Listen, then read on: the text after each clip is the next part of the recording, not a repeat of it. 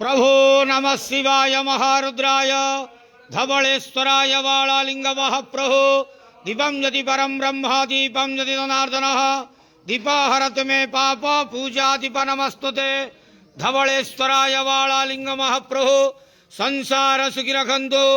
आज शुभ शनिवार रे समस्त श्रद्धालु भक्त मानक आश्रीपद करंतु, मनस्कामना पूर्ण करंतु, कर्मक्षेत्र उन्नति करंतु, ग्रहरिष्ट खंडन करंतु, जगतर मंगल करंतु, विश्वर कल्याण करंतु, आपणकर नाम विख्यात करंतु, सेवकर डाक श्रवण करंतु, समस्त गुआवसा भक्त मानकर मनस्कामना पूर्ण करंतु।